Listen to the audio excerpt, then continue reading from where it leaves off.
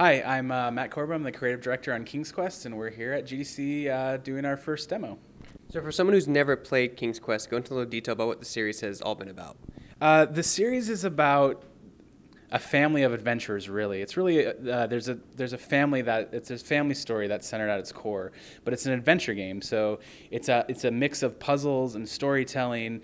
There's sort of this triangle: puzzles, storytelling, or gameplay, storytelling, and art, and they all have to work together to tell a compelling story, have interesting gameplay, and be beautiful. Now, where does this game take place in the King's Quest universe? Is it a sequel? Is it a prequel? That's actually kind of a hard question to answer. So, it's not a sequel. It's not King's Quest 9, and it's not a reboot. It's sort of like a reimagining. So what we're doing is we're telling stories that exist in between the original one. So our first chapter is actually about how King Graham became a knight. So the first game is about how he became a king, and we're telling a story that takes place before that.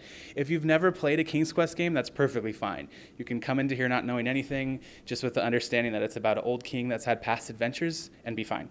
If you have played, though, and you're a big fan like I am, you're going to get all these references. The jokes work on they're still funny, but if you've played the games before, you're going to understand like, oh, that's a reference to King's Quest 3, or that's this character in King's Quest 4, and you'll sort of have a lot of fun with a lot of the Easter eggs that are in the game.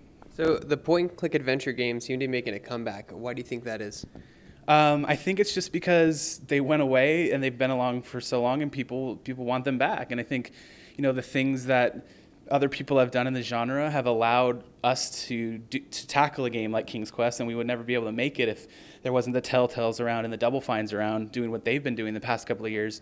We, as the Odd Gentlemen, have been trying to do a game like this for years. We actually had one for a while that was unfortunately canceled, and it was like, oh, these types of games don't really work anymore. And so we're updating the formula. We're not just making a traditional point and click. We're trying to update it for a more modern control scheme and more modern audience, but still keep the core, what made that special.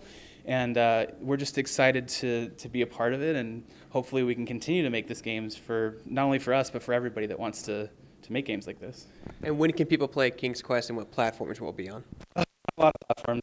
It's going to be on Xbox One, Xbox 360, PS3, PS4, and PC at launch.